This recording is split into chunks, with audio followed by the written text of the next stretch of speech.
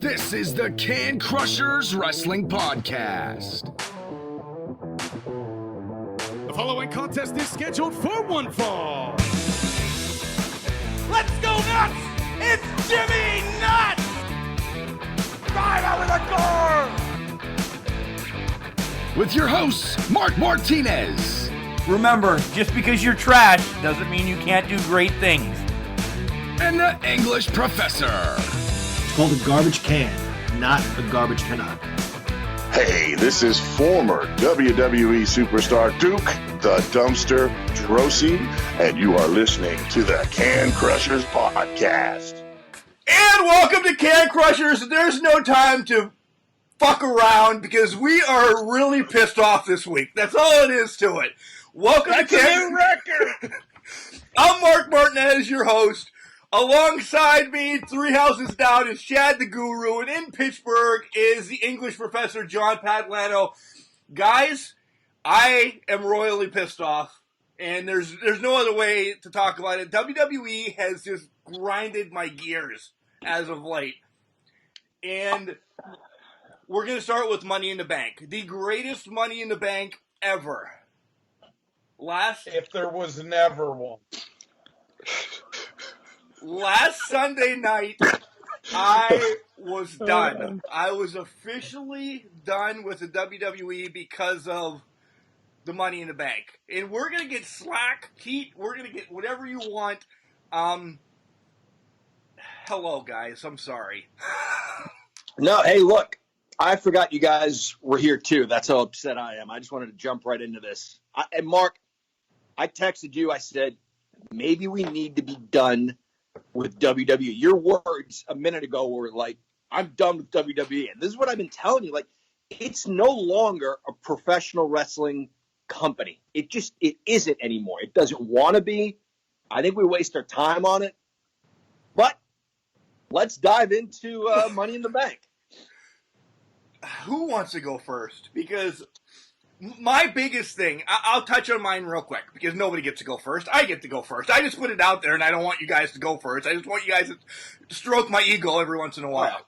You wanted us to think, oh, that's nice of him to offer. But no, Mark, really, you go first. Okay, Vince, you go first. And there it is. Because that's the son of a bitch that has pissed me off. Throw the whole matches aside, all right?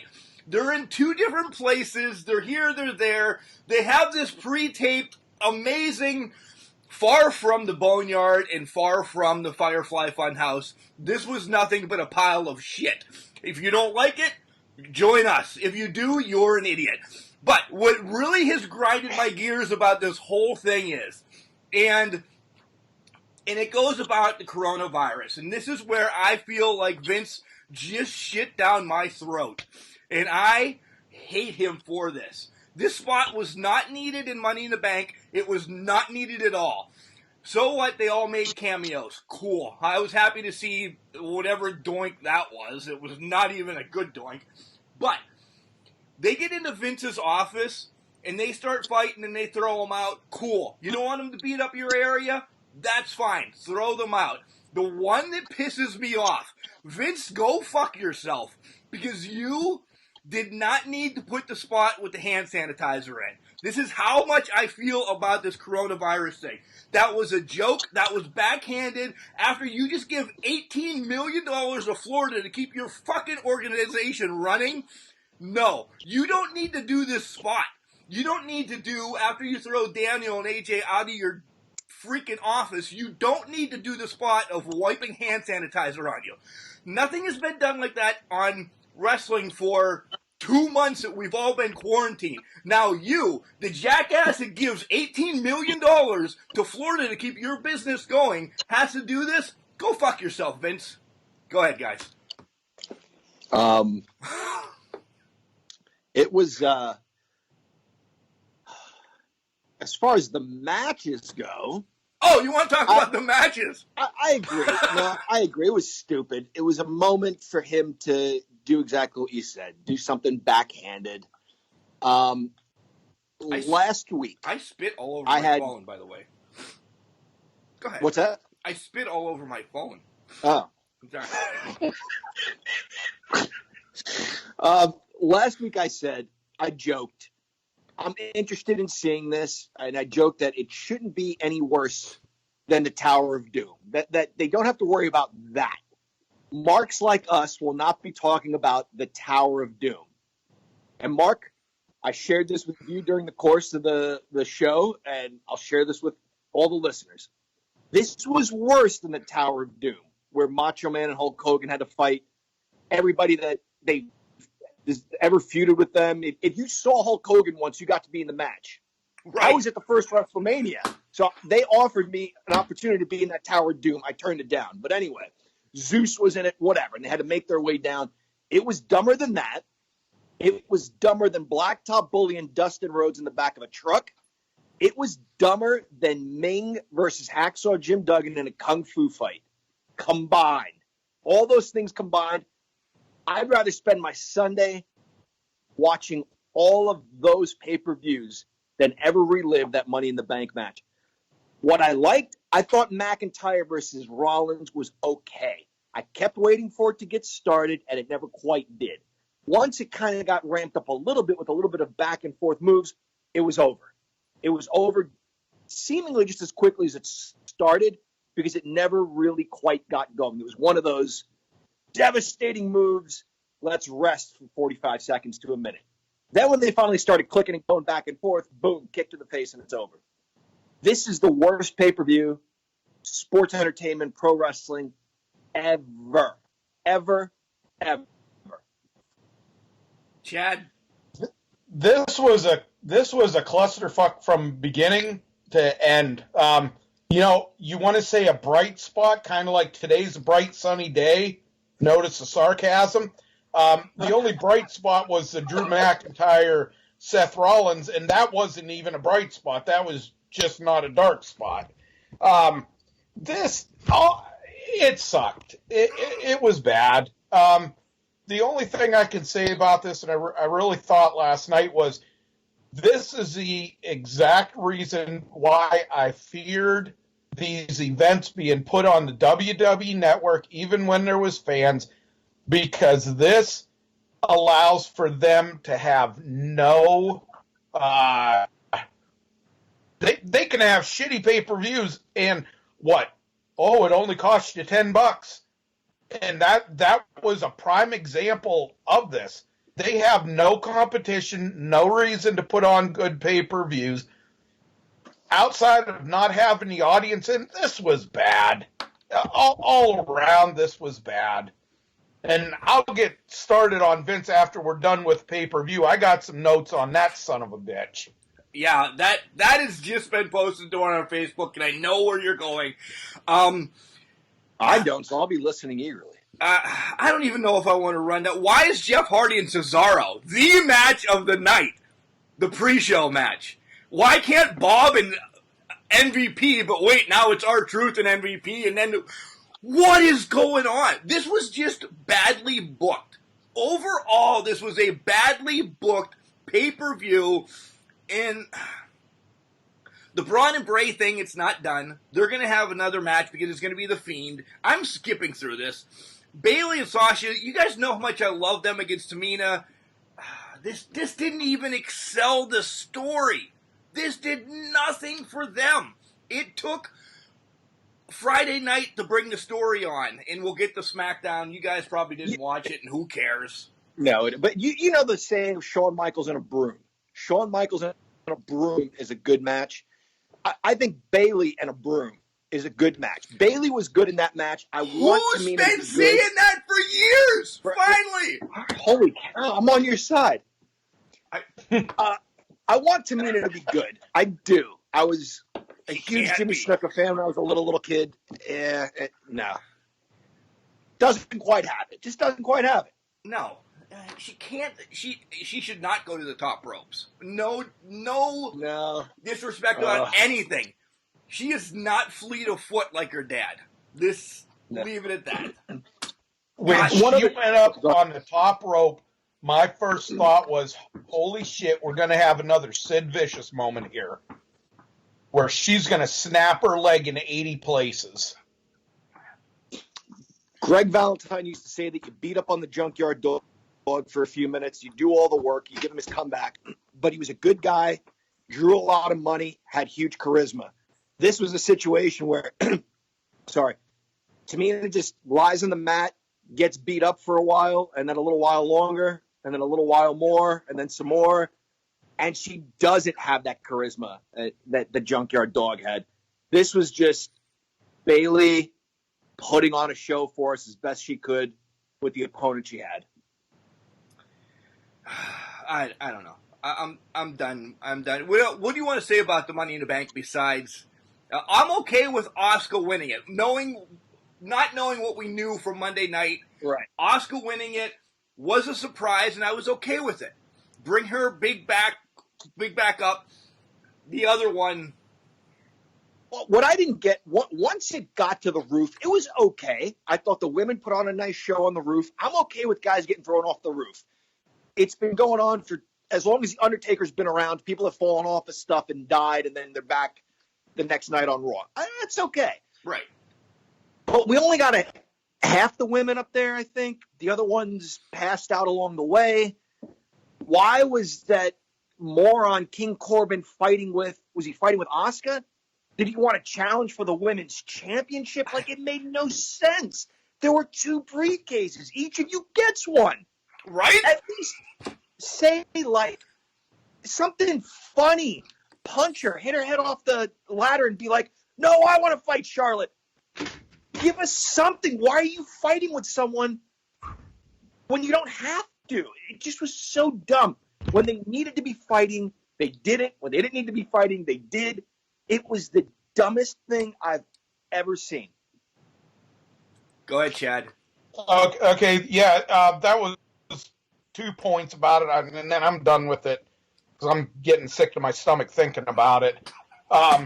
Like you said, why were the females fighting the males? There's 2 briefcases. It would have been interesting if, Asuka's going up there and Corbin's going up there and he says bow to the king and she goes to bow and low blows him. That would have been funny as hell. Book it! Just Bangkok him a good one. And the other thing, why the hell didn't Asuka, when she was in the frickin' elevator, just go to the top floor? Right! Exactly! Screw you, Vince. Go to the top floor, grab the fucking briefcase, and you're done. I win. Right. Done. The best thing about Money in the Bank, all right, I'm going to bring it back to Mark being Mark. Mella looked amazing. Holy shit, she looked great. Enough said on that. Sorry. I don't remember. I'm that guy. Sorry. Mella looked great. All right. So now let's move along to Raw, which was also very enthralling. Great. Let's put aside Becky. We'll talk about Becky when we get there. And congratulations to Becky. I'm all for this, unlike some other piece of shit in wrestling. What match do you guys remember from Raw? I'll give you a minute. Take your time. I'm probably mistaken here, but was the Iconics on Raw? They were. Thank That's God. all I remember. Thank God they come back and they're going to, and I said this about a month ago too, just knowing what's going on. After Cross and Bliss won the titles back, there's going to be an Iconic tag team coming back that's going to challenge them. Hello? They're back. Thank God. Because I want a women's tag team. I don't want people smushed together. Have you guys thought of a match yet, John? No, I'm glad the Iconics are back. They're fun. They're charismatic. They're good in the ring. They're one of the only bright spot on that entire show. I will stir the pot, okay? Ray and Black got thrown off the roof, but they only fell 6 feet onto another roof. Tell your story. Cool. I'm okay with doing that. Give them the week off then. Even getting thrown off a roof for 6 feet, hitting the other roof is going to hurt. No, you put them in a tag team against Rollins and Murphy. They don't even get time to heal after getting thrown off a roof. Just so you can bludgeon Ray's eye, and now he's out of commission for an eye for indefinitely. The story does not match anymore. I have been given the benefit of the doubt for WWE for way too long. I am the Mark. You guys have the guru and the English professor that has been telling me for months that I'm an idiot. Mark, leave it alone. Nothing is coherent anymore. I don't know if Ray is blind or dead, or if that was Dominic that was actually wrestling for his dad. I don't know what's going on. It is just that awful. And it's not even a soap opera. That's entertainment for me. I'd rather want to see Blake Lively against whoever on One Day of Our Life or whatever those soap operas are called. This is god-awful.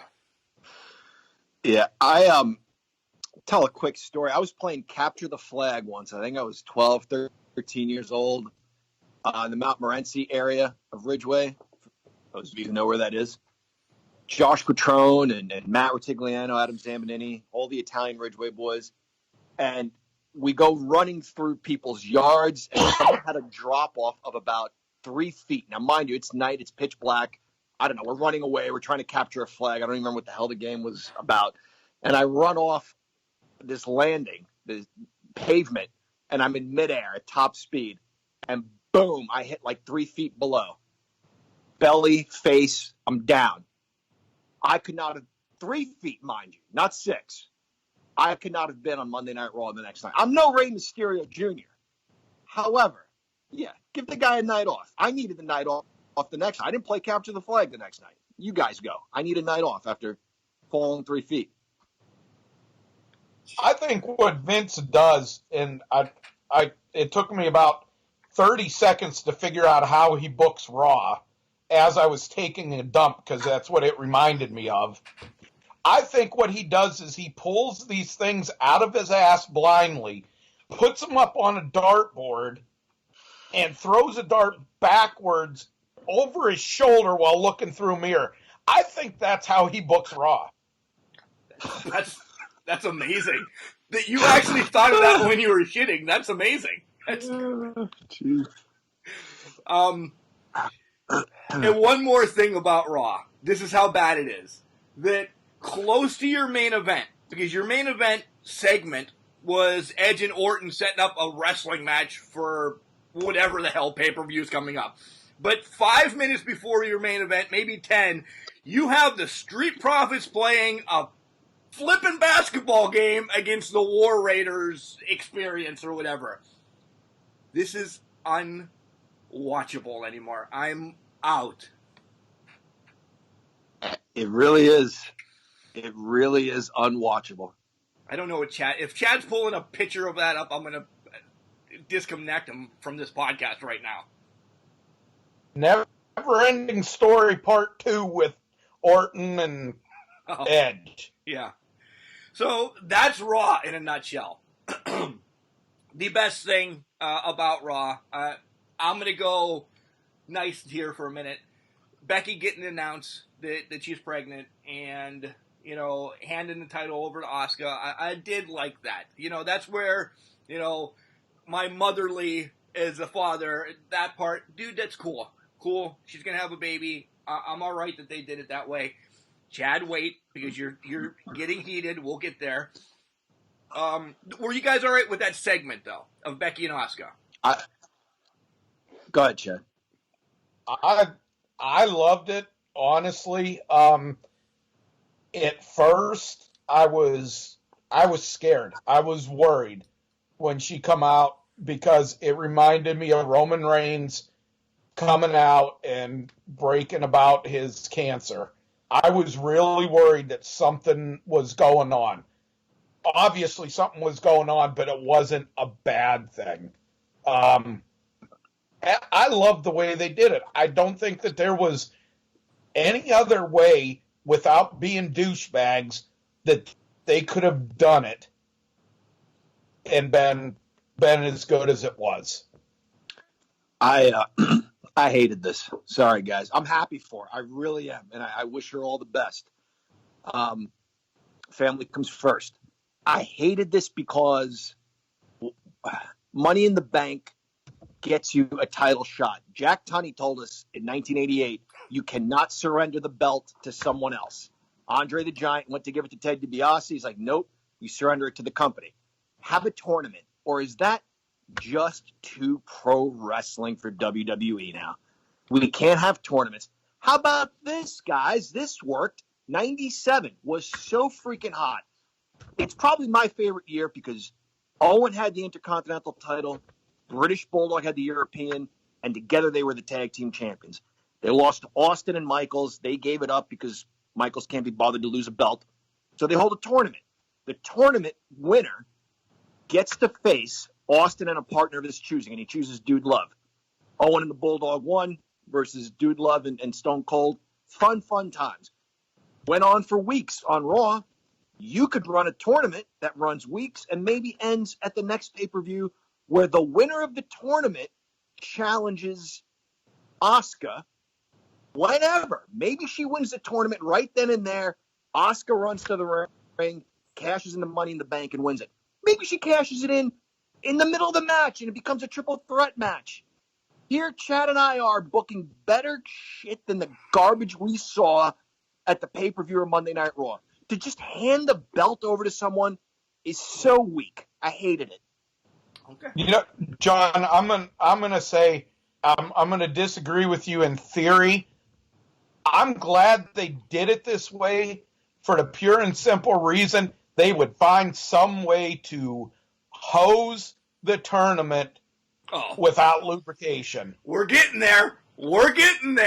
Because on Tuesday night backstage or whatever, they announced Sami Zayn is stripped of the Intercontinental Championship because he doesn't want to compete for his health, this, that, and the other. He's stuck places that he can't get here. He hasn't defended his title in so long. Okay. If we're going to start playing you haven't defended the title in so long, let's revert back to Brock. Well, Brock's not around. Let's get out of that. So Sami's now stripped, and they say on Friday night they're going to start a IC Championship tournament. Okay. They have it. They set it all up. Elias against Corbin. Thank God Elias gets the win. Because Corbin doesn't need to be pushed anymore. Oh, wait, he is being pushed. He's going against Drew freaking McIntyre Monday night on Raw. So I knew Corbin wasn't going to win. The next one is Daniel against Drew. And we'll get to that. We'll get to that. Daniel wins. Drew's out of the tournament. So they at least have a tournament going for the IC title. But it was only first round, decent matches. How are they going to screw us in about 2 weeks?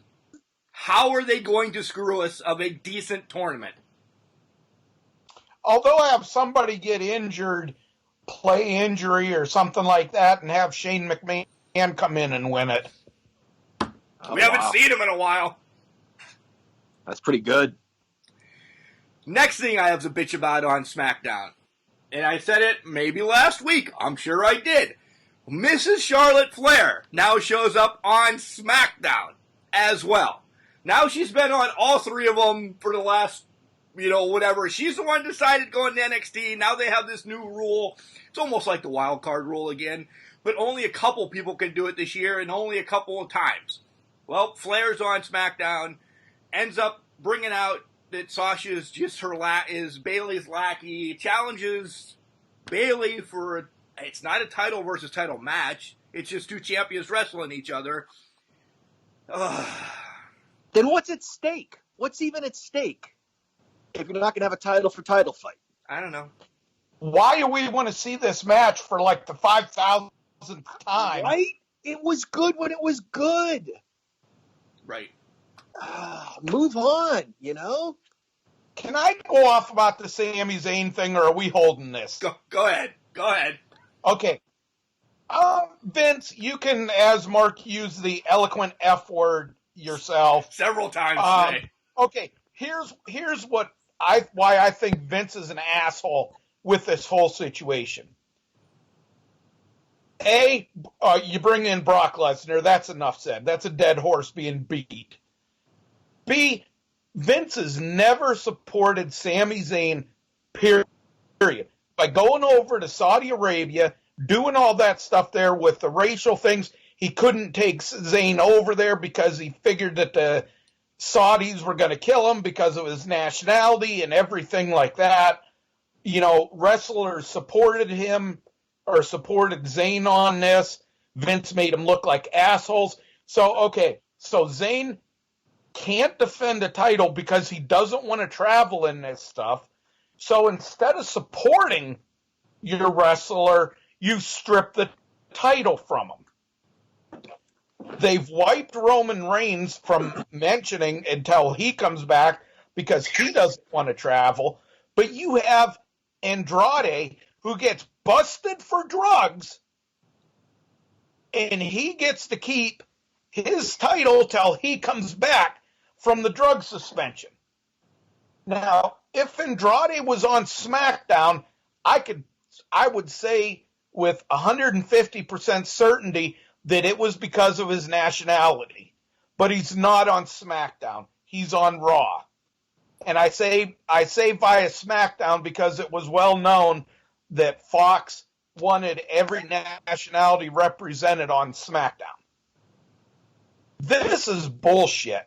If you don't put your head on the line, your health on the line, your family's health on the line, you know, anything like that, Vince will not support you.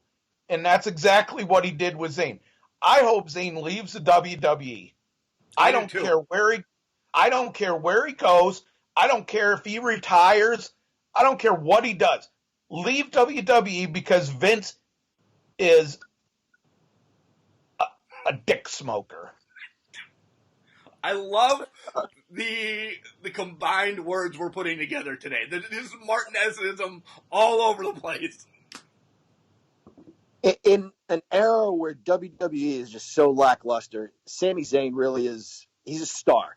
Mark, when we've gone to house shows recently, not, in the last year or so, but a few years ago, you can see the differences between Raw and a Raw house show. Understandably so. You're not going to blow your wad every single night out. Sami Zayn, though, was the one guy interacted with the crowd, made fun of fans. You felt like you were, and I mean this not a backhanded compliment, you felt like you were at an indie show when you watched Sami Zayn because he involved you and you had a good time. Chad, I agree with you. I agree with both of you, but Chad, I agree that I hope he leaves and El Generico comes back. I loved El Generico. I really do. He could shine in either of the other. We'll even throw Impact in there. He could shine in AEW. He could shine in NWA. He could shine in Impact or whatever, anywhere. He is good, damn it, and he's not been booked that way. All right, that's it. I'm done. Let's cover. Let's cover one thing before we get to the dark side. As Chad, this is going to piss you off. You're a big supporter of him. I liked meeting him. John and I talked about meeting him in South Carolina a couple years ago or whatever. But Jim Cornette is nothing but a giant piece of shit now. Now he's throwing Becky and Dana Brooke under the bus. Becky for getting pregnant.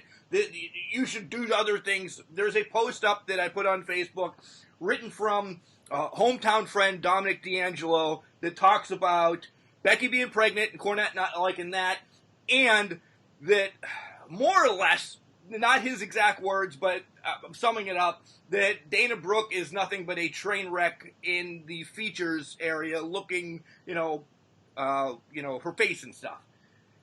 What the God's name, Jim? You are not Fabio. You are not, whoever is hot. I don't even know a male model. I could. Fabio was a male model back in the day. I know, back in the day. Yeah. Right. So I'm just saying. Yeah, until he got hit in the face on a roller coaster by a pigeon. Well, hopefully that happens to Jim Cornette. He is such a piece of garbage. Chad, go first. Go first because you were ready. No, you're 100% wrong on this. I agree with you. The Dana Brooke thing, I thought was tacky. I think it's ignorant to make fun of somebody's looks.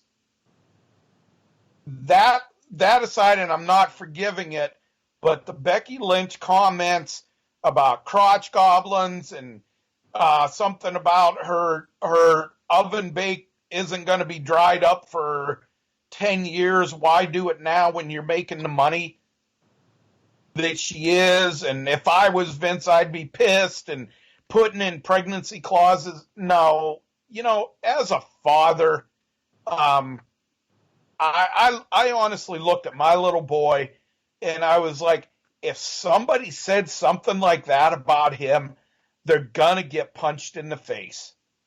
Yeah. It's that simple. His comments were ignorant. They were degrading. It was bad. That was just ignorant. If you're going for ratings, he's lower than Vince McMahon with the comments that he made and shit like that. Especially when you have somebody, and I'm going to bring up a point. I don't know what the case was or the reason was, but when Dennis Condrey walked away from the Midnight Express and they had to bring Stan Lane in, and he walked away for personal family reasons, and Jim Cornette is guarding that secret like his life depends on it, but you're going to, a miracle of God, a baby, you're going to degrade like that? Yeah, you're a piece of shit. Yeah, pregnancy clause in a contract, you're just asking for trouble. So that's, aside from being an asshole, that's just plain stupidity on his part. I don't know that you can get away with that kind of a thing in a contract, but what do I know? I used to love this guy. I loved meeting him. This is so disappointing. He's a train wreck, and I think that's all it is he's just looking for listeners. There are still those people that love him, that say he's right no matter what he says. Guys, there were people that loved Money in the Bank. We were, Mark and I were on social media. People who loved it. That we're smarks if we hated it, whatever. There are people who loved it. So what do we know? There are people who love Jim Cornette, but I don't get what this forwards. I don't get why he cares. You can make your opinion known and say, not that this is, the timing is difficult and these are the years where she can make some money and there's time for a family later. Even that is pushing it. But to use the language he did and say the things he did, it's just dumb. It really is. It really is. All right. Let's wrap up this anger section with, and I'm going to throw it in there. Dark Side. Dark Side of the ring was with the Road Warriors this week. And did I like it? It was all right. But you know what? It furthered nothing. I knew most of that stuff alongside, nothing was big about it. It was on, so I watched it. Chad, what'd you think of this? Yeah, it wasn't much of a enhancement of anything that we knew. I think it kind of went in to the, drugs and alcohol problem a little bit deeper. Didn't realize that was as bad, and that, Hawk broke the team off at times when he did, as bad as it was. This was just another sad case of, drugs and alcohol and everything in wrestling, and the wrong people getting a hold of it and just going everywhere.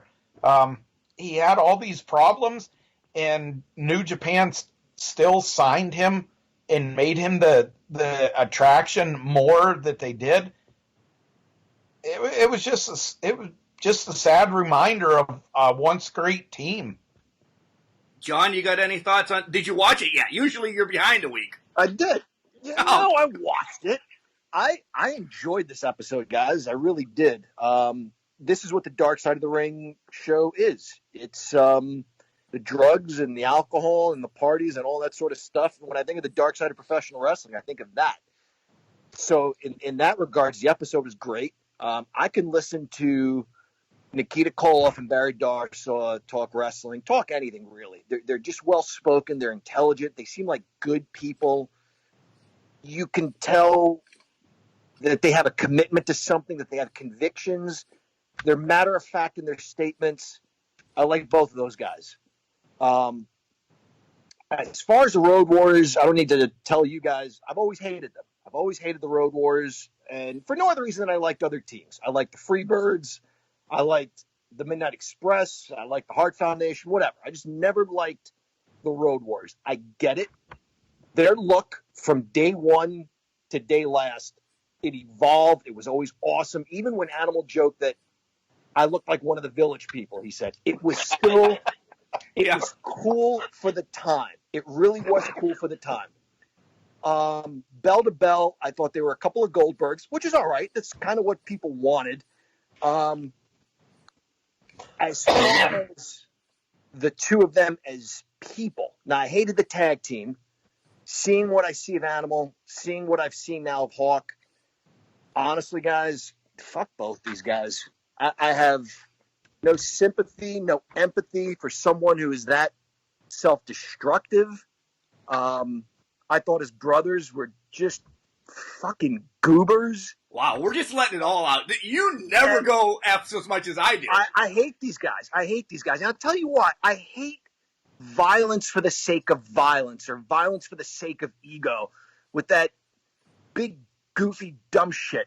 What's his name? Norton. Well, he ran that side of the bridge and I ran this side of the bridge. Dude, shut up. Just shut up. He punched people out over there and I punched people out over here. That's what we did. Plenty of people have lost their moms at a young age. You know, you got his brother saying, and then mom died and he starts crying and the other brother's trying to, you know, it just seemed like they were reveling in the fact that their brother was this giant piece of shit his whole life. And I'm not trying to tell anybody how to live their lives, but you get to a point, all of a sudden you turn it around 180 degrees and now all's forgiven. I don't buy that. I don't buy that. Paul Ellering doesn't know the first thing he's saying. It wasn't He-Man. It was the Super Friends with the Legion of Doom. So that pissed me off. Of course that would. I knew as soon as that got brought up, I'm like, oh God, this is, they were the masters of the universe. Nothing with the Legion of Doom. Thank you. See? I was a He-Man guy. I would still be a He-Man guy. Again, in the ring, I get it. I get the look. Are they the greatest ever? Yes. I will say that because this business is about money. They made money and drew money everywhere they went. The belts mean that you are trusted to work night in and night out. You are trusted to draw money. They did that. No one did it better. They got off on hurting guys in the ring, which to me is stupid. That's not what you're out there to do. The greatest team, but bell to bell, I could rattle off 40 teams. 40? No. 50. No, stop with that. Go half that. 50. We're not letting you name 50 teams. Go 20 right now. You have 30 seconds. You want me to just start rattling off teams to get it better? Yeah. Are we going by time? Wait. In the ring, bell to bell. All right. Here I go. Gene and Ole and Art and Tully and Wyndham and Rotundo and Spivey and Vicious, Spivey and Me and Mark, Jimmy and Jay, Sika and Alpha and Samu and Fatu and the Samoan Savage, Tama and Haku and the Barbarian and the Warlord, Kevin and David and Kerry and Kevin, Hayes and Jimmy Jam, Hayes and Gordy and Williams. Okay, all right, stop. Point taken. All right, I got more. The British Bulldog and Owen Hart and Jim Neidhart and Bret Hart, Owen Hart and Yokozuna, Rose and Condrey and Eaton and Lane, the Rock and Roll Express, the Rockers, the New Rockers, Strike Force, the Candy. That's it. Cut off. Stop. All right. Point taken. Right. One you didn't bring up, though, is the Mulkeys, so I'm upset about that. I did not include them. I got to throw something in here. You were talking about they used to get off on hurting people and everything. I thought it was really funny, and if I can find the link to this article, they tried doing that stuff with the Steiners, and the Steiners tore their ass up, tied them up like pretzels, had them squealing like little bitches, both of them. They never dicked with the Steiners again after that because they couldn't. Because if they tried to dick with them, they'd tie them up and, poke them in the eye, do the Three Stooge thing, have them say, "Who's my bitch?" Everything like that. And that's the amateur background. These guys were they said it, these guys were just bouncers that became professional wrestlers. And I'll say professional wrestlers back then. They were part of an entertainment era as well, but they were professional wrestlers when they came in. The Steiners were wrestlers from the womb. They started in JO and continued. They both wrestled in colleges and everything, so they knew the UFC type where, bend it till it breaks. When it breaks, you can't do anything. You're hurt. So, good point. The Skyscrapers did the same thing. They were messing with Mean Mark, and Spidey grabbed a chair and beat the shit out of those guys. All right. Can we get rid of? Let's just stop because we have just been on a pissy note right now. All right. Let's take a break, recoup ourselves, and come back with some good stuff because there was some good stuff this week. We enjoyed it. But before we get there, we have to talk about collar and elbow real quick. As normal, I'm wearing underneath my hoodie because it's a little chilled today because it's also going to rain in about 5 minutes. I got my Macho Man one with Al Snow and head on with the sunglasses. Guys, Collar and Elbow. Get out there. Check out their website, collarandelbow.com. Great hats, hoodies, and tees. I heard the stickers are coming back real soon, which is awesome. Designs are great. The comfortableness is amazing. And when you check out, use Can Crushers. Capital C in Can, capital C in Crushers. All one word smushed together, and you'll get 10% off. All right, those two are cooling down, taking a little bit of a beverage break. We're going to send it out so you can hear Al, and then we'll be back with the good stuff of wrestling this week. We actually are happy today. Wrestling. A love and a passion we all share. I've started a wrestling brand. The wrestling brand. A brand founded on the aspects of wrestling. Two entities working together to create a product that connect emotionally for people everywhere. Collar and Elbow is the brand. Passion and love for wrestling is the drive. I am Al Snow, and this is Collar and Elbow, the wrestling brand.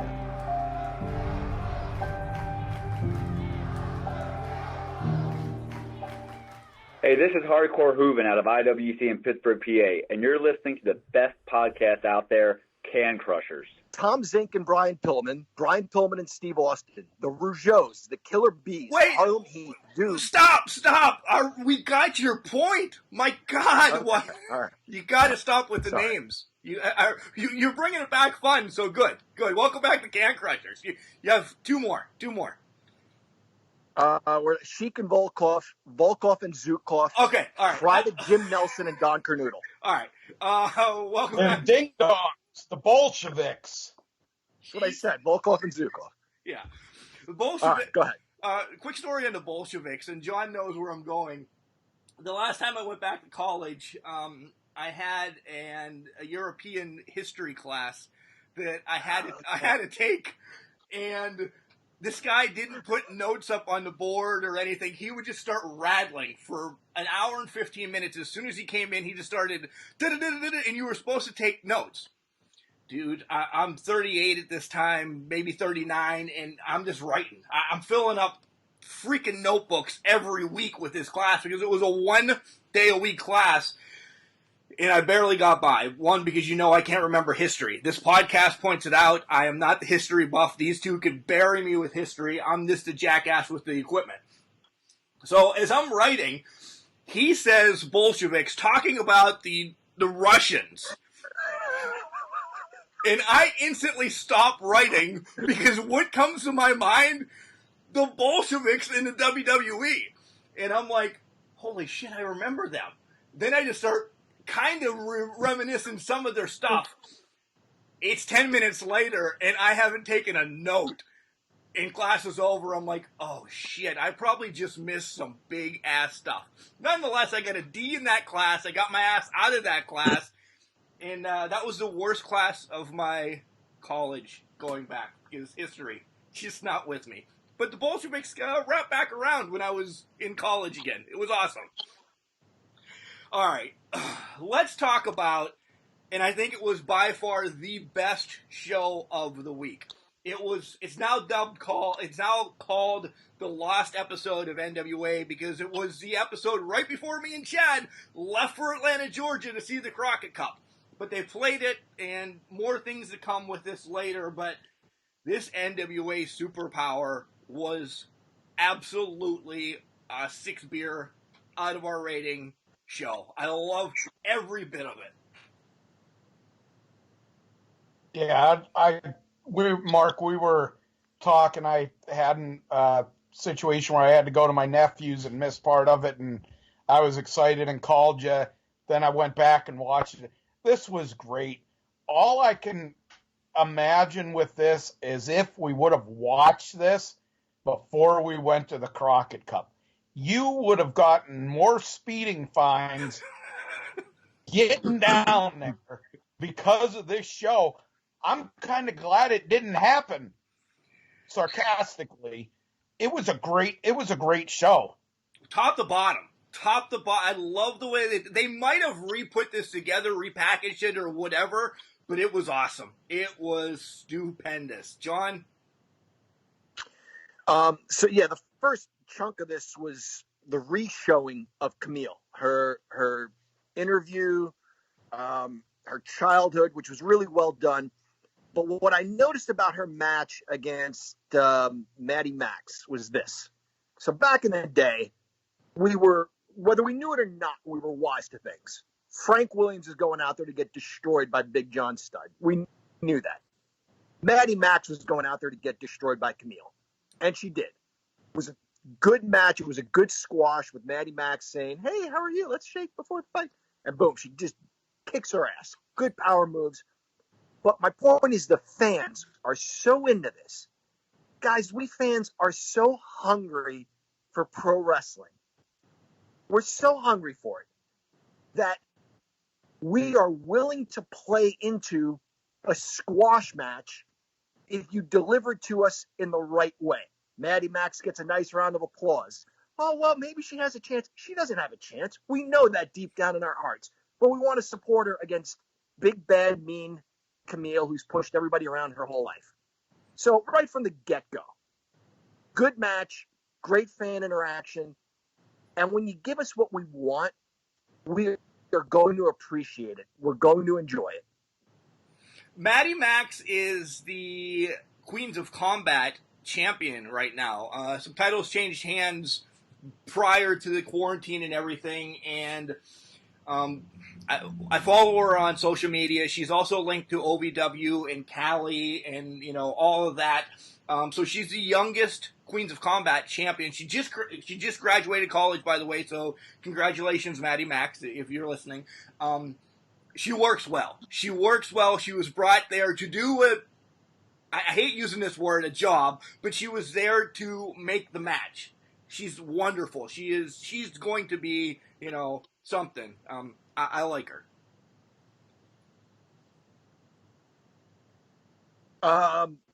What I have May Valentine's vlog. I do feel badly for her, guys.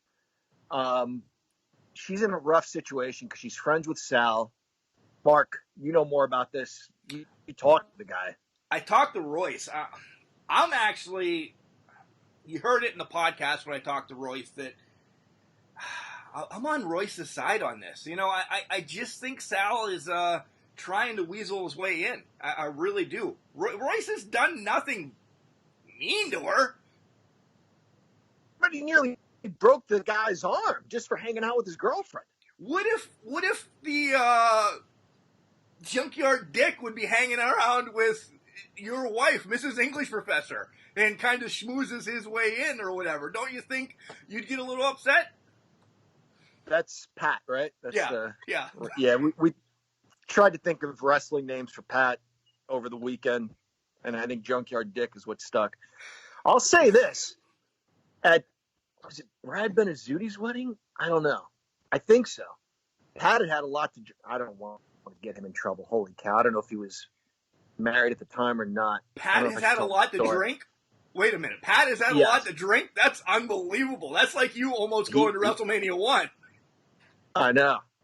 He had a lot to drink. He was dancing with my wife and told her that he thought she was kind of hot. Oh, my God. And then came to me and told me that he thought she's kind of hot. And so Cheryl's like, he's getting a little, maybe we ought to go here soon. So we, Nice. So, I get your point. Isaacs maybe has a little room to be concerned. Rock and Roll Express against Stevens and the question mark. Man, how have I missed these guys. This was great. Rock and Roll Express gets the win, but question mark Junior, Chad, he's a little guy. Oh, this match had me laughing. Aaron Stevens in his commentary about that's an illegal move. He's being illegal. It was great. This was comedy without that other federation stupidity. It was great. I loved it. He weighed 450 Mongroves. So how much is a Mongrove? Does anybody know? Because I think that's a third of a pound. Okay. Wow. So he's like 1,300 pounds. A third of a pound. So he's like 190 some pounds or something. Oh, wow. I think you should go the other way, Chad, because he looked like to be about 1,000 pounds, but nonetheless. Well, I don't know. I can only find you the karate training videos and everything like that. I'll look up the conversion for it. If you're 400 of something, that is a third of something else. It means you're 3 times that much. Yeah, so he would be like 12 or 1,300 pounds. Yeah. Okay, I went the wrong way with it. Yeah. Another great match, as I posted it last night. We had Jack Stane on the show about a year ago now, and we talked about him, fighting Tim Storm to get the NWA title. But this no DQ match that they had was great. I hope Jack Stane sticks with the NWA a while. I know he's involved in Tried and True. He makes it to OVW every once in a while. He's a freelancer, but he could do some great business in the NWA. And Tim Storm, man, we keep saying this. He is the new Bruno Sammartino. I love Tim Storm, and kind of one of the people I'd love to get on the show to talk with, all 3 of us. Yeah, I enjoyed it for what it was, and I have stolen this phrase and I've continued to use it, meat and potatoes. And there's nothing wrong with that. It has its place. But that's what this match was. A couple of bigger guys slamming and shoulder blocking each other. And then he got his hands on the guy that was playing Mama Storm, which is so disrespectful. Danny Deals. Yeah. Yeah, he should have whooped his ass long before then. The other thing I want to bring up is we had a triple threat match between Marty Bell, which we love, Ashley Vox, and then Tasha Steelz. Note on this, Tasha Steelz was Rick Rude of the night. Tasha Steelz was on 2 federations on Tuesday night. No way! She had her match on NWA, which, guys, we know this was recorded months ago now, but an hour later, to the hour, she was fighting Smiley Kylie Ray on Impact, which now Tasha has signed with Impact, so I don't know if we're going to see her in NWA that much more, but Tasha Steelz on 2 federations within an hour. Dude, she's good. She's good. She borrowed this from Matt Hardy and is teleporting on AEW. That's how she did this. Good point. The match itself was fine, right, guys? I love the match. I really did. Yeah, for sure. I love Steele's getting a big win, but this is kind of rough now because Steele's kind of gets pushed up to maybe number 2 contender, maybe number 3 now with that win, but now she's with Impact. Will she ever get the chance to go after Thunder Rosa or whoever the champion is at that time? I really hope Tasha does kind of have some type of deal with NWA and Impact that she can work. I love her. She's hardcore. What side? Marty spent so much time with my daughter, even when my daughter was telling her that she wasn't a fan because she was a fan of Britt. And Marty's like, no, that's cool, girl. I get it. She's your home girl. You're allowed to like her. So I'll always root for her. You need to start winning some matches, Marty. Next up, the Eli, James Storm, and Eddie Kingston. This promo was... Go ahead. This makes me uncomfortable, but in a good way. I don't know what's real with Eddie Kingston and what's for show. And Storm and Drake listened intently. And that's what good performance is, guys. If someone's feeling something, everybody else is just... Your job as an actor, as a performer, just listen. And that's what they did. Eddie Kingston told more of a story when he said, guys, please give me a minute. I'm having a hard time. I would never disrespect you. Please don't disrespect me. Give me a minute to collect my thoughts. I was like, oh my God, what the hell is going on? Is this guy okay? I don't know where the lines are drawn when Eddie Kingston comes out, but I'm enthralled. I'm entertained. And those guys, they're so much fun. They can think on a whim with Eli Drake saying, yeah, the man saying, yeah. And then the interviewer goes, yeah. And he goes, no. That was hilarious. At the end of that, when he says, sorry about your damn luck, I swear to you, I thought there's going to be a feud right now because over something stupid, but it's pro wrestling. He stole his line. This is the catalyst for these guys to turn on each other. Nope, they handled it. All he did was say, yeah, and stole his line back, and now they're even. Yeah. It's just a good promo. It didn't take too long. We were entertained. They told us what's happening now, what's coming up in the future, what happened in the past to lead us to this point, a little funny business, moving on. Good stuff. Great stuff.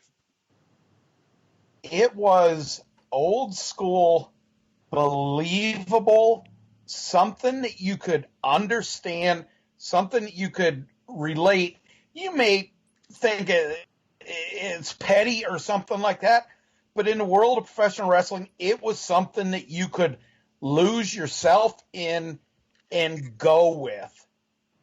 And that is so lacking, with pay-per-views every month and stuff like that. There's no development of storylines, or anything like that. This was the exact opposite. This is what used to make professional wrestling great. It reminded me of when Jim Cornette lit up Ronnie Garvin and Jimmy Garvin comes down and everybody's like, what the hell is he doing here? Holy cow, it's his family member. Yep. It's something believable that pulled you in and held you there. And it was a promo. It wasn't even a match. Wait till these guys get to that point.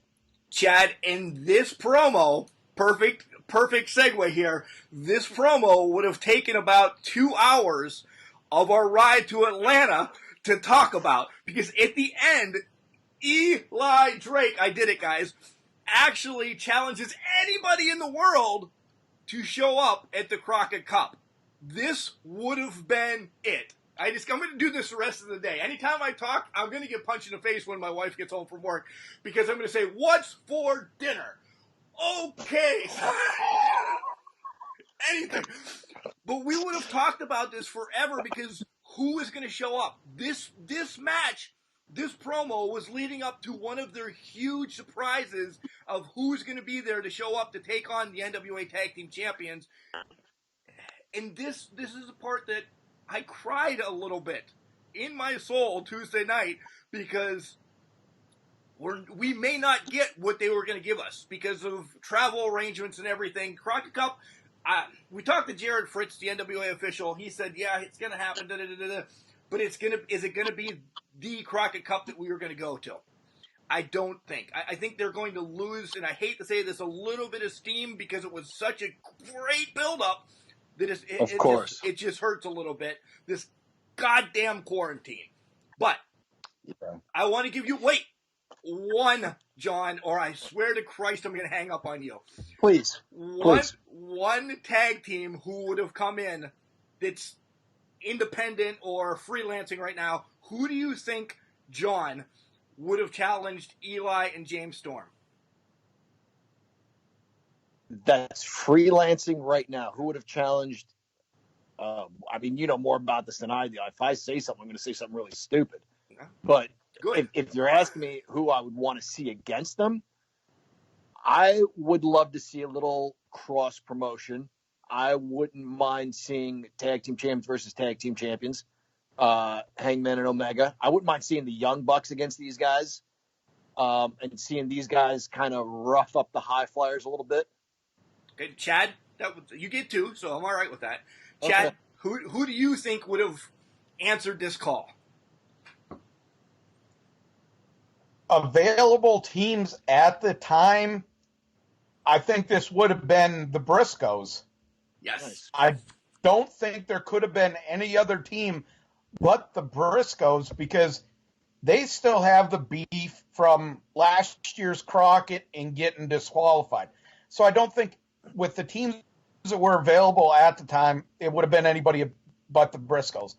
Now, and I'll slightly disagree with you, Mark. I'll say they're going to lose a little bit of momentum with the Crockett Cup.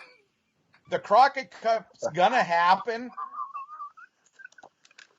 But I'm telling you now, the team that's going to challenge them, I've said it before, I'll say it again, it's going to be the Revival. It's going to be them. It's going to be them under masks. They're going to come down. They're going to beat them. They're going to rip the mask off, and people are going to be, holy shit. This is perfect. Even better than before. Now with it's available, and I always link stuff. You guys know, just announced for Retromania is Matt and Brian. Brian Myers, which was Hawkins, and Long Island IZ, Zack Ryder, have just been announced for the last two spots of Retromania. The game is kind of linked to the NWA, with Aldous being in it. They got the Power Show, this, that, and the other thing. I think now you're going to see a play with them as well. Just saying. Because now it's opened up a lot. And it's also opened up Gallows and Anderson. There's a lot more that can happen, and we can really blow our minds. And it would take 4 hours now of our 13-hour trip just to talk about this one promo. To wrap it up, we have, which I thought was a great match, you have Aldous and Latimer against Marty and Brody, the main event of the night. And then we have an announcement by Billy Corgan. I like what this did for the main event of Crockett Cup. Aldous gets the win, and it kind of leads to where we were going, Chad, that we thought Marty was definitely going to take the title from Aldous. Yeah, I still think that's going to happen. Like I said, I still think they're going to have the Crockett Cup. I still think Marty Scurll's going to take the title, and it's going to tie Ring of Honor and NWA together a lot more, and I think it'll be good for both companies. I thought this was a fun tag team match with everybody just doing what they do well and not trying to do much more than that. They stuck to their game plan and put on an entertaining match. There was the point where Marty slapped his hands together to show the ref that Aldis hit him in the back or something, and he got a warning for that. So it was cool to see like the good guys kind of turn the tables on the bad guys. Top to bottom, what a great show. I just wanted to say one more quick thing about Eli Drake. Let Me Talk to You is the modern day Hey Yo. Guys, fans sit on that. They're like dogs waiting to be given a treat. They're begging for it, and when he says it, it gets a huge reaction. But he has two sayings. Yeah is the modern day, oh, hell yeah. Let Me Talk to You and yeah are the modern day hey yo and oh, hell yeah, respectively. This guy's got two sayings, and the fans will. And then Billy comes on at the end and says, hey, there's been a kind of a shift in what we're going to do, so we're going to start a new show next week, 6:05, called Carneyland. I'm intrigued. Billy is great at what he's doing. We got to talk to him last year at the Crockett Cup. He kind of gave us some spoilers and everything. He's got a wonderful mind for wrestling. He's in the minds of the fans. Carneyland could only, unless he's just going to have Brad Carnahan coming around cutting grass or whatever. I don't know what the hell is going on, but this is going to be great. I think there's going to be a rat game where you guess where the rat gamble and guess where the rat goes to get the cheese, like at the Ridgeway Carnival. Or how else does Carneyland have? Huh? They could just have people come up on stage and say, "Hey, Chad, I can guess your weight within 5 pounds." Yeah, Chad is not impressed. I think it's going to be a spin the wheel, make the deal type thing where they're going to have these matches and people on a wheel, and they're going to spin it. Okay, we have Eli Drake against James Storm in a beer pong match or something. I'm in. I don't care. I'm in. It's fresh. All right, let's transition over to AEW. AEW was good this week. There's some spots that I like, some spots that I'm like, do we want to go right down the card, or do we want to start what Mark wants to start with? No, let's do something different. Let's go right down the card. All right, we always do that, but that's not different. But all right. Lance Archer. Different than what Mark wants to do. Lance Archer and Jake come out, and Jake is reinventing himself. He is unbelievable. He's not going to apologize until Brandy kisses his ass. Perfect. Good stuff. Yep. Does this lead to a kiss my ass match somewhere down the card or somewhere down the line? I hope not. We lost John, by the way. No, I'm right here. Oh, okay. What I want to know is, during this, there's a handful of fans now in the crowd at AEW. Did you guys hear them? You saw them a couple times. How is this happening? Not to get anybody in trouble, but there's fans now in the crowd, maybe like 20 of them in a section, 6 feet apart, but they're still there. Yeah, I'm not sure how that's working out. Again, you don't want to get anybody in trouble, but who are they? Maybe they're wrestlers too. I don't know. Maybe they're wrestlers getting a shot. I can't imagine they're fans. I can't imagine they're ticket buying fans. I don't know. Yeah, Chad had left. Maybe his website went down. His website, his camera, I don't know. It's one of those days. Chad's got his own website, by the way. And when he goes back and listens to this, he'll listen to me bury him. That's a good point, John. But I think it might actually be some of the production people being in there. They don't have to do anything in the back. AEW is not letting fans in. They're not. I was just being a jackass. Yeah, don't start shit, Mark. All right. Right? I think it's the production people that have the passes to be there. All right. Next up, we have the Jurassic Express against the Best Friends. This was just setting up something for next week. This was probably the least favorite of the night on AEW. Yeah. Same here. I love tag team wrestling. I really do. And I'll say Animal's absolutely right from that documentary, Dark Side of the Ring. Tag team wrestling is really, it's where it's at, in my opinion. I love it more than singles matches. I'm not excited about AEW's tag teams all that much. I know we need to feature them. We need to see them. Rankings matter, all of that. It was a good tag team match. I'm not a huge fan of either team, though. They don't excite me. Yeah, this just furthered another angle. That's about it. My only real beef with the match is that after Jungle Boy kind of got laid out, rolled back in the ring, that the best friends guy had to hit a finishing maneuver to beat him. I just thought it would have looked better if he would have just pinned him right off of the interference. I thought it would have made more sense. Absolutely. Now what I want to finally talk about, the Fatal 4-Way match between Penelope Ford, Statlander, Sheeta, and Britt. I love this.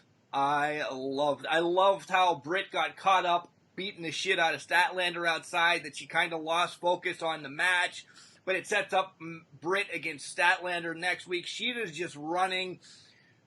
The downfall of this is I don't think Sheeta's the one that's going to take the title from Nyla Rose from the pay-per-view is Saturday night, by the way, guys. You know that. Double or Nothing is this coming Saturday. I imagine it's on Fight TV or whatever, so make sure we watch that. But I loved everything in this match. John, you just said how you like tag team wrestling right now. I just like how the women are shining across the board. I really do. And it's not because everybody says, "Oh, Mark just likes women." I do. But I also love my wife, so it's not that. Stop being assholes. I love watching them. How about Alexa Bliss thrown into that? Right. I just like that we're getting fresh stuff from them, and it's fun. That's where I'll leave it. This had plenty of action, forwarded stories, for all the reasons you said, Mark. You have Britt getting the submission hold, her finisher on Statlander outside the ring. She maybe could have won had that been inside the ring. So maybe that raises a little bit of doubt. Had she had the opportunity to apply that hold inside the ring, maybe she wins. But it was outside the ring. Statlander can't get out of it anyway. So that sets something up there, like you say, not just for the match, but a storyline, possibly a feud. It's the catalyst for that. Can she get that on her when it counts? Can Statlander get out of it? Maybe she goes back and works on a reversal. We know there's a reversal because Friday night we watched Britt in a fatal 4-way match win the IWC Women's World Championship. And she had that hold on, I don't remember whom, but they reversed out of it. Serafini. So that's right. Serafini. Yes, thank you.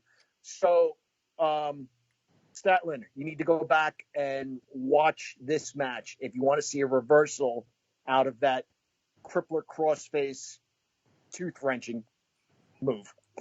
There were lots of 2 counts. The women trusted each other that someone else would come in and break up the 2 count. So there weren't a lot of, like bullshit breakups where Chad's got Mark pinned and I just show up and the ref stops counting. No, I have to push Chad off of Mark for the count to stop. This was so good top to bottom. One thing I want to say about this is when the Legion of Doom kidnaps the Super Friends and makes them fight each other, they like brainwash them to fight each other. It's chaos. Aquaman and Apache Chief and Hawkman, they're all going at it. Not like Aquaman's hurt and then rests for a while. No, he jumps back in.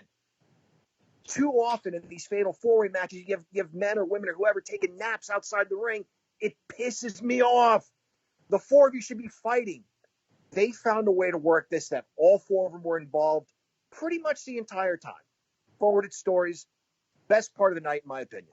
Go ahead, Chad. Yeah, this was excellent. This was something that a lot of matches, and I'm not dogging the ladies, but the ladies in particular, this match flowed. It wasn't like they were taking naps, ordering pizzas on the outside, waiting for Adam Cole to show up in a Sting mask in the rafters, whatever the case may be. Britt and Statlander, like you said, John, this pulled Britt out of the match, but furthered a storyline. Now she can go, well, you bitch, you distracted me and pissed me off and cost me a shot at the title. So that sets them up. It sets Ashita and Nyla Rose up for their match better. Down the road, it's going to be Britt beating Nyla Rose for the title. I don't see anybody else doing it. They're setting Britt up. They're going to make Nyla Rose the sympathetic champion who's going to get screwed by Britt. Good. I think that's what they're setting up. Good. Quickly now. Santana and Ortiz against Omega and Hardy. They were in the wrong corners. Did you guys notice that? The tag ropes that you're supposed to hold on to were in the other corners. When they started the match, they were in the wrong corner. So how could you adjust that mid-match to get them in the right corners? It was an all right thing. It's a pet peeve. That pisses me off. I agree. It was all right. Yeah, this was a fuster-cluck of a match. It wasn't there. I hate Omega. I think he's so overrated. It's not even funny. And something that I actually watched while this match was on was Omega's match with the blow-up doll. That was more entertaining than this match. Wow. Briefly, anything, John? Two quick things. I liked the interview with Nyla Rose afterwards. I thought that was hilarious. I found your kendo stick bitch cracks on it, then turns and smiles at the camera. Beautiful workmanship by Nyla Rose. And when we see funny stuff on AEW or NWA, like with the junior question mark, or Penelope can't help, she was about to run into her boyfriend, but stops and makes out with him. You can sprinkle in the bullshit. You can sprinkle in the funny stuff, but then you can pull it back to reality. Like, this is still a fight. You're going to kiss your boyfriend, whatever. I'm going to roll you up for a pin. I'm going to punch you in the face. Okay, haha, junior question mark. Guess what? You just lost a tag team match because you were acting like an asshole. You can sprinkle in the funny, but it's still, God damn it, it's got to come back to the fight. It's about the fights. I don't remember who said that. Al Snow. Al Snow said that. It's about the fights. Our boy. Yes. You're talking about sprinkling in the funny and the whole Penelope Ford thing. What it reminded me of is when Bobby Eaton used to take a spine buster or something like that and then go over to the ropes and Cornette would rub his ass and then give him a hug.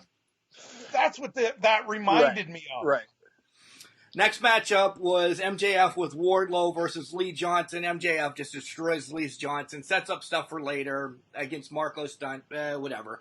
The match I also want to talk about was our boy Sudge D, Shug D, Pineapple Pete taking on Jericho. This was, guys, what do you say, 4 minutes? Tops. The match itself was 4 minutes. Then they did the promo afterwards. The 4 minutes of the match was great. Pineapple Pete getting some moves on, and all Jericho does was a Judas effect. He lays around until Guevara rolls him out of the ring just to get him the hell out so they can challenge for the Stadium Stampede match. And then Chad's favorite thing of AEW, Vanguard appears, and it gets crushed by, what's his name, Willie? What's the bat's name? Does anybody write it down? Lester? I don't remember the bat's name. So. Jericho's going to he should be jailed for this. This is destroying personal property. It was great, but he should still be jailed. I wanted a little bit more out of this, just maybe because we've seen Shug D and we know what he can do. I expected more. To me, and I hate to say this, Mark, you and I clearly saw a different match here. This reminded me of WrestleMania 1, which I attended, when SD Jones is doing an interview, and he's just like, I don't even remember what he said, but he had such high hopes and such energy. Like, I'm going to come out there, King Kong Bundy, and I'm coming for you, Daddy. And he gets out and boom, he gets destroyed. Exactly. That's what I'm saying. Suge D had the most impassioned promo. I'm like, holy shit, this guy's got a chance. He's going to win. They sold it. That was the part. Yeah. They used. Yeah. Right. I fell for it. I loved it. The main. Hey, go ahead, Mark. There's one thing that we forgot to talk about in the tag team match. Sorry to kick back to it, but it's fresh in my mind. We got a setup out of that match between Luchasaurus and Wardlow, a big man's match. Yep. Yeah. I think that's going to be interesting because we know what Wardlow can do, obviously. Let's see what Luchasaurus can do against another big guy. Yeah, I'm intrigued by that. Let me stir the pot then real quick because the main event wasn't really anything great until Moxley came out. This still has to go to Wardlow. You can't not take the win from Wardlow even against Luchasaurus. It doesn't matter if, all of Ridgeway and Johnsonburg show up at the car wash or whatever. I'm just saying that Wardlow's got to destroy Luchasaurus. I don't think destroy, but I think this is going to be Wardlow's going to be able to show more of his strength, his power moves, because he'll be against somebody that can absorb it. So I think this is going to be a big furthering point for him. I'm glad you brought this up, Chad, because the reason I don't watch SmackDown, and I told you, Mark, I'll have it on in the background, and I was like, no. I'm watching IWC on Friday night, which they showed a card that was just incredible, just amazing. It was Britt Baker winning the company's women's championship. It was Wardlow winning the company's men's world championship. Awesome card top to bottom. And while watching that, I said to you, Mark, this is what I want to see. I want to see more of Wardlow. Like, I know they're taking baby steps and they're taking things slowly because it's kind of old school wrestling in that regard. The world needs to see what this big guy can do. And we've gotten a little glimpse of it. He was in there against Cody. But I think this is good for him. A big man match with Luchasaurus, I think, is the right way to go. I'm with Chad. I don't think he destroys this guy. I think he gets his ass kicked for much of the match and finds a way to win at the end. Softballs. I'm throwing softballs up for you guys. Exactly. You are. Exactly. Yeah. And then the main event, Christopher Daniels, which, whatever, against Brody Lee. Lee gets a win, calls himself the champ, has the title that he stole last week. Mox comes out. He takes out number 1, 2, and number 3. Number 10, Chad's favorite, and Brody Lee leave with the title. Yeah, I'm surprised the show ended with this. I get it. It's your world championship feud. I don't think this was a worthy ending to the show. I really don't. I think the women's match shined. The 4-way women's match really shined. It was hard to follow that, but even Omega and Hardy was a very good match. It was better than this.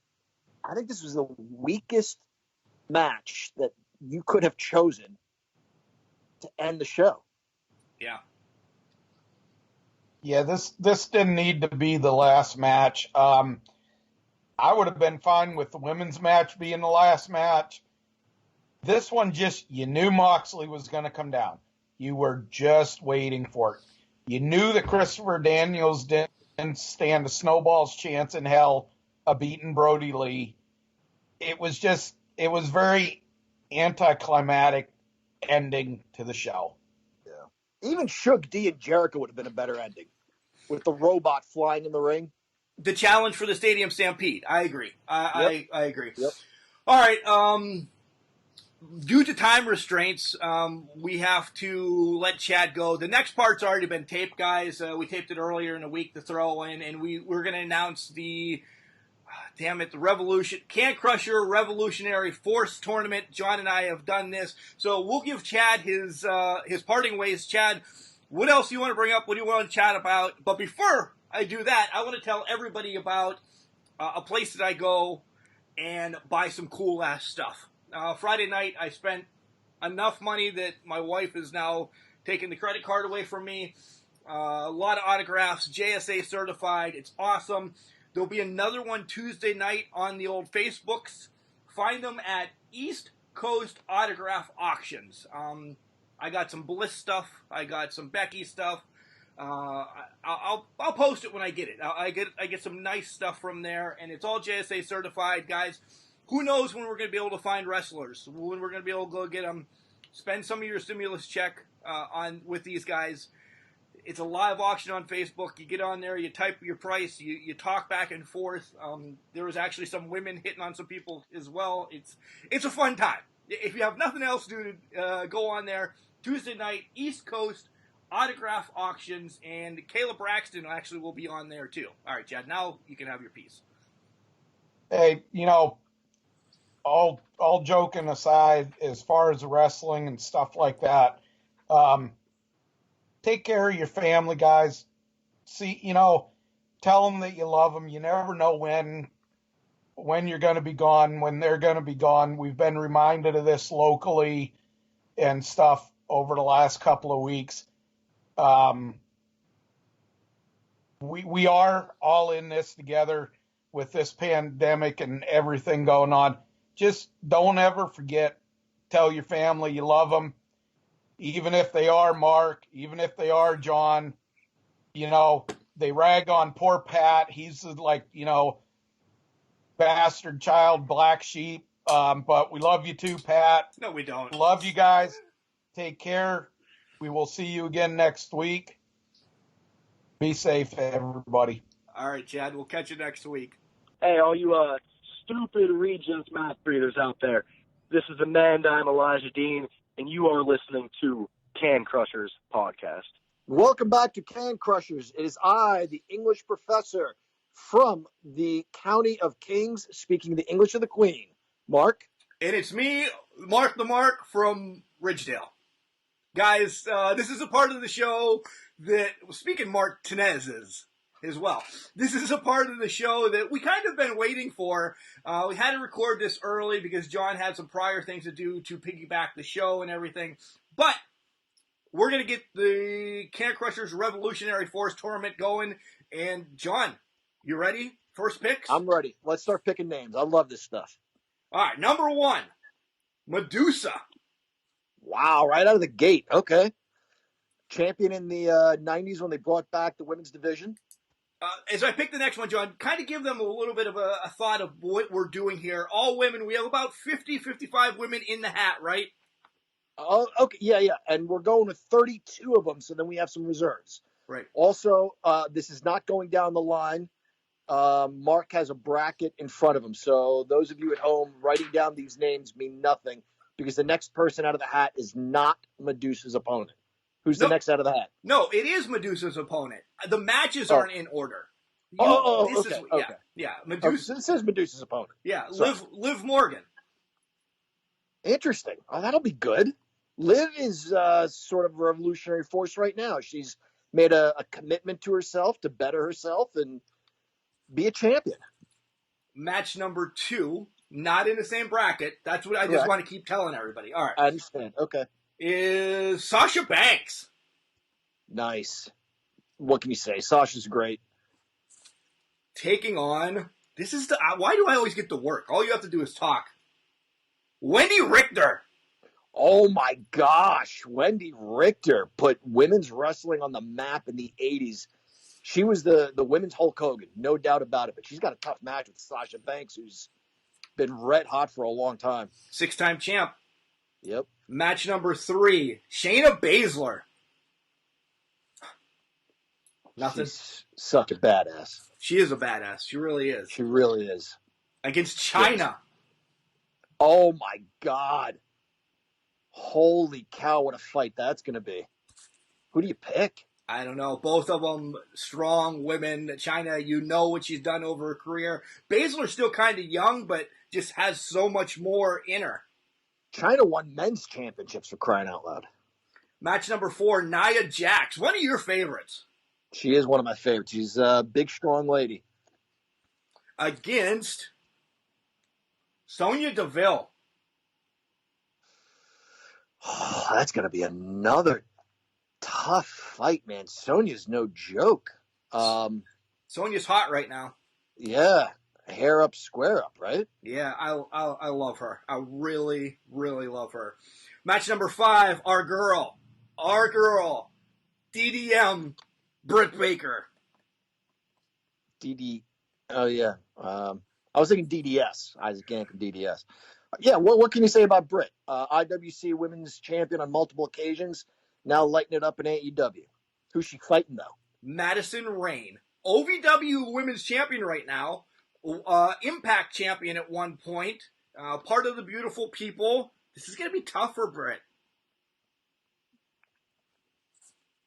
Match number 6, because you have nothing to say about Madison, is... She's got some credentials. She does have some credentials. Becky Lynch. The man. The mom. The mom. Is she going to be able to compete in this tournament? She's going to be taking on Big Swole. Oh, my God. Yikes. I'm not trying to be funny. This is how involved I get in this. Becky, be careful. You're fighting for 2 now.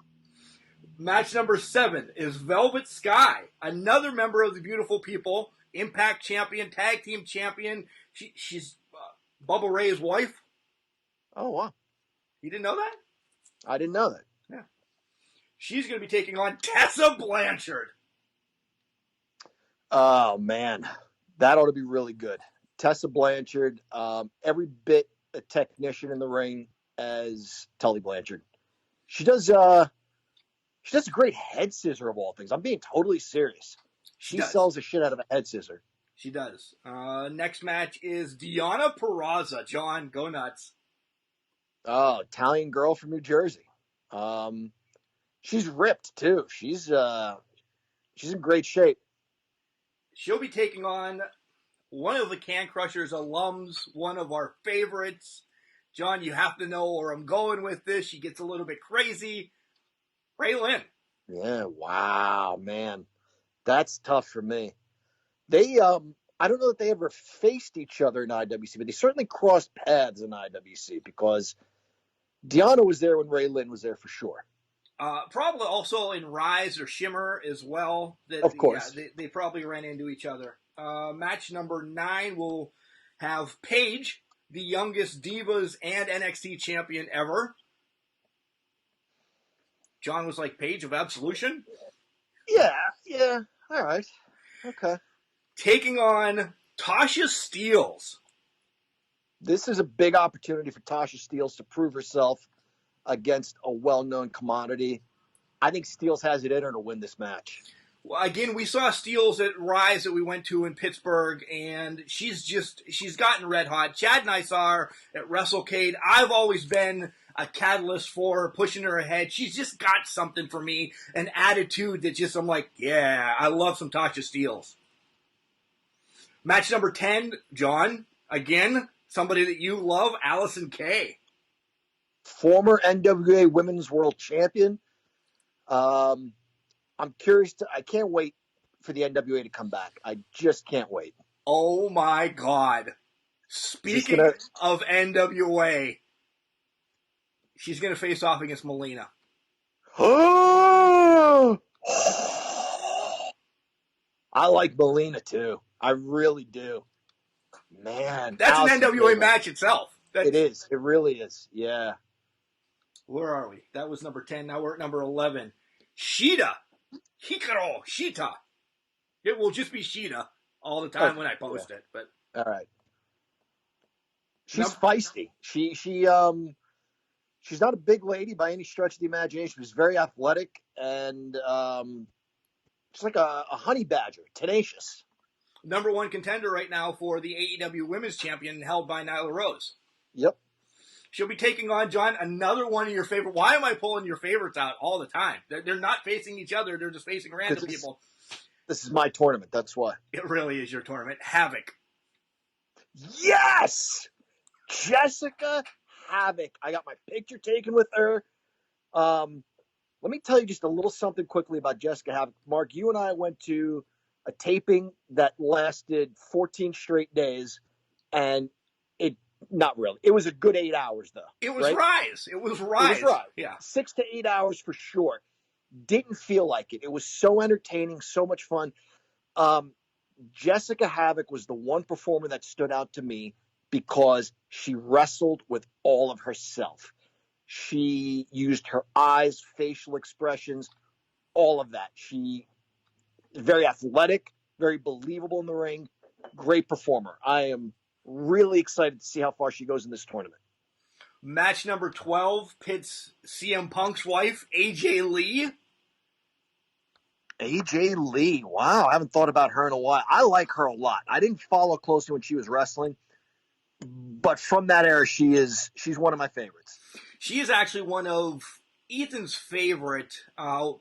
She kind of got him into wrestling prior to us going to IWC and everything. I don't know if it was the song or that she was just always doing something. It was one of Ethan's favorite. And she's going to be taking on Dakota Kai. Man, she's hot right now. She's hot right now. Yeah. Because of AEW on Wednesday nights, I haven't paid a lot of attention to NXT, and Dakota Kai is one of the women I miss. That heel turn in that was a War Games cage match type thing. I never saw that coming. That was crazy. Yeah, hopefully, Tegan Knox is in there as well. She might get pulled out. There's so many people from that War Games match that could be brought in. Wow, that's going to be fun. I like Dakota's new attitude because her team kick was cool, but this new, that's going to be a great match. Match number 13, Camille, hot right now. Yeah, she's a beast, man. She's big and strong and just blowing through the competition. She'll be taking on Charlotte Flair. Holy balls. Unbelievable. Yeah, right? We're throwing matches out here that may never happen, and that's Can Crushers. Only here, folks. Match number 14, John. She used to be one of your favorites. I don't know how much anymore. Lacey Evans. She still is. No, I still like her a lot. For the same reasons I like Jessica Havoc. Commitment to character, using all of herself in her performance. WWE finds a way to screw up the best of things. But anyway, I love Lacey Evans. Against one of my favorites that I've been telling everybody about for years. John, can you tell me who it is? Come on. Bailey. Nope, Thunder Rosa. Okay. NWA Women's Champion. I've told everybody about Thunder Rosa for a while. Yeah, I like Bailey. She's in this too as well. Right. But Thunder freaking Rosa against Lacey Evans. Wow, this is unbelievable. Cow. 2 more matches left. We'll go with match number 15. And it is Nyla Rose. She's a big, strong lady, and she has made a statement on AEW that she'll take on anybody. She will take on anybody, and she's taking on somebody from NXT, Chelsea Green. I like Chelsea Green. Boy, but I got to say, I'm sorry, Chelsea. Yeah. It's going to be a rough draw. Yeah, really it's going to be rough. Wow. Somebody else we saw from Rise that I'm very smitten with. From the UK, came over, did a Rise. Xia Brookside? Xia Brookside makes the cut. Now at NXT UK. Loving her. Oh, that's awesome. I wasn't sure. She is young. I wasn't sure if she was going to make the cut. John, we have, I don't know, maybe like 20 more in here. Here we go. Holy cow. And it's Bailey! Yes! Oh, wow. What Bailey are we going with? Now Bailey or my favorite Bailey, Party Bailey? Yeah, whatever you want. Nah, it doesn't matter. That's awesome. So the other women that are in there are reserves in the event of a draw, correct? Right. We don't do, we'll do a draw if old member of Can Crushers, Paul, makes this a draw somehow. We have a fistful of talent left. And just very quickly, I want to mention a week or so ago when we were talking about this, Chad said, does Fabulous Moolah deserve to be in this? And Mark always says we're all about transparency. And at the time I said, you know what, Chad, you make a great point. Because good or bad, she kept women's wrestling, I won't even say relevant, but visible at least. Right.